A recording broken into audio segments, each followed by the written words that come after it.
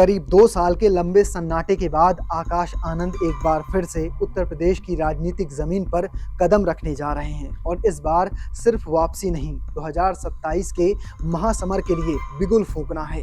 Baspa supremo Mayawati ने खुद इस पूरी रणनीति को हरी झंडी दी है और आकाश को फिर से पार्टी के राष्ट्रीय कोऑर्डिनेटर की जिम्मेदारी सौंपते हुए मैदान में उतार दिया है। सवाल ये है कि क्या आकाश ये एंट्री उस बसपा में नई जान फूंक पाएगी जो पिछले कुछ चुनावों से लगातार सिमटती जा रही है और उभरते चंद्रशेखर से कैसे अपना वोट बैंक बचाएंगे। नमस्कार, आप देख रहे हैं जनसत्ता, मैं हूं शुभम गर्ग।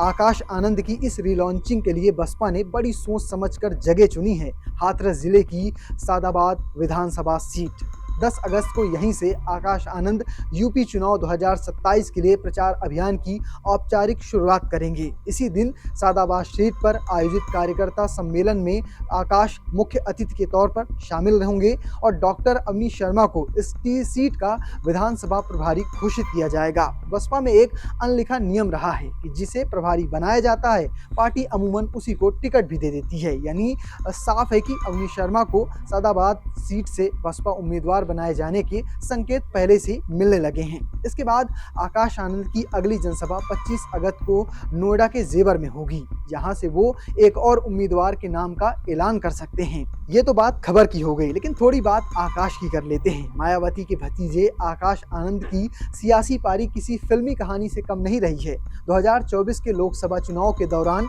मायावती उन्हें राष्ट्रीय कोऑर्डिनेटर बनाकर बड़े धूमधाम से लॉन्च किया था। चंद दिनों के भीतर ही आकाश ने अपनी दमदार भाषण शैली से पूरे देश का ध्यान अपनी ओर खींच लिया था। मीडिया संस्थानों की बात करें तो उनका इंटरव्यू लेने के लिए बेताब नजर आ रहे थे और जहां भी आकाश जनसभा करने पहुंचते वहां बसपा समर्थकों का हुजूम लग जाता।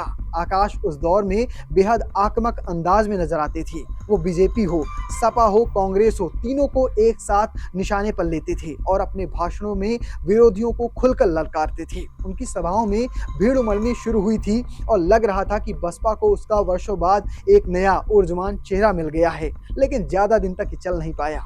28 अप्रैल 2024 को सीतापुर की एक जनसभा में आकाश आनंद ने योगी आदित्यनाथ सरकार और बीजेपी पर सीधा हमला बोल दिया। उन्होंने कहा कि जो सरकार अपनी जनता को डराती है, युवाओं को बेरोजगार रखती है और पेपर लीक करवाती है, वो किसी आतंकवादी सरकार जैसी है। वो यही नहीं रुके, बल्कि मंच से लोगों से ये भी कह दिया कि ऐसी सरकार को और उसके प्रतिनिधियों को जूता मारकर सत्ता से बाहर कर देना चाहिए।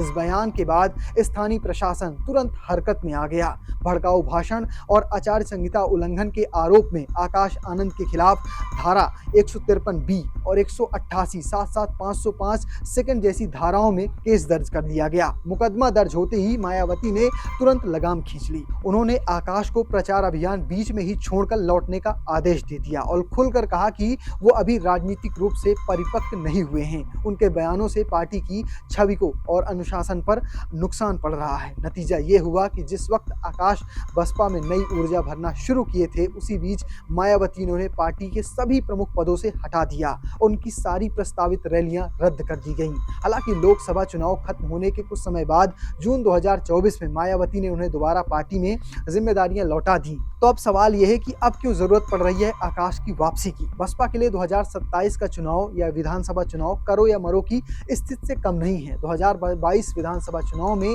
पार्टी का सिर्फ एक ही विधायक जीत पाया था, तो 2024 के लोकसभा चुनाव में बसपा का खाता नहीं खुला था। इतना ही नहीं, पार्टी का वोट बैंक खिसक कर करीब 12% आ गया है, जो कभी उत्तर प्रदेश की सबसे मजबूत ताकतों में गिना जाता था। ऐसे हालात में अगर मायावती चाहती हैं कि बहुजन समाज पार्टी राजनीतिक रूप से जिंदा और ताकतवर बनी रहे, तो उसे चुनाव में अच्छा प्रदर्शन करना होगा और अपनी दावेदारी मजबूती से पेश करनी होगी। और दिलचस्प बात एक और है कि उत्तर प्रदेश की दलित बहुजन राजनीति में आकाश आनंद अकेले युवा चेहरा नहीं है।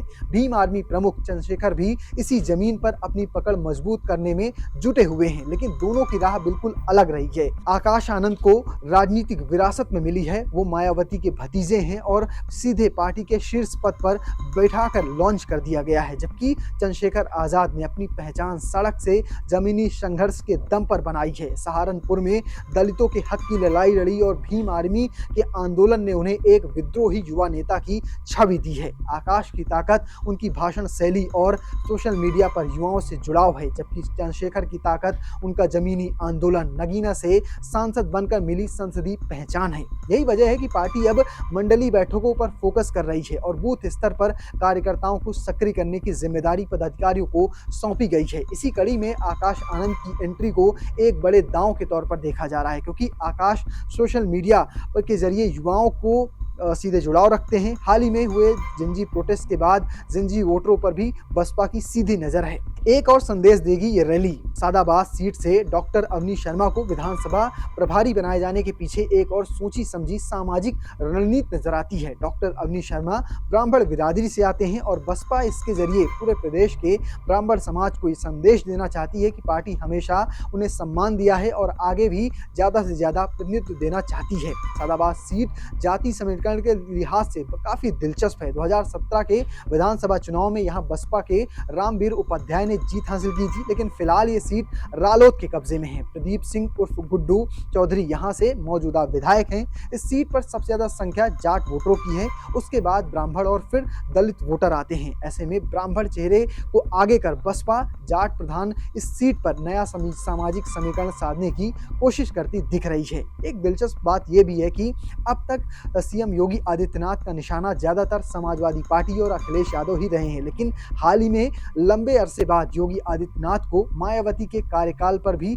सीधा हमला बोलते हुए देखा गया है। ये संकेत है कि 2027 के चुनाव में बसपा को हल्के में लेने की गलती अब कोई भी नहीं करना चाहता है। कुल मिलाकर आकाश आनंद की ये वापसी बसपा के लिए सिर्फ एक नेता की एंट्री भर नहीं है, बल्कि ये पार्टी के अस्तित्व की लड़ाई के लिए एक अहम हिस्सा बन चुकी है। आकाश की भाषण शैली, युवाओं से जुड़ाव और मायावती का भरोसा, ये तीनों मिलाकर बसपा को एक बार फिर मैदान पर मजबूती के साथ खड़ा करने की कोशिश के तौर पर देखा जा रहा है। तो फिलहाल आपकी क्या राय है? क्या चंद्रशेखर की चुनौती, साथ में कैडर का कमजोर होना, इन तमाम सारी चुनौतियों से आकाश निकाल पाएंगे पार्टी को? नहीं, कमेंट बॉक्स में लिखना और पेज को फॉलो करना, चैनल को सब्सक्राइब करना बिल्कुल भूलना। धन्यवाद।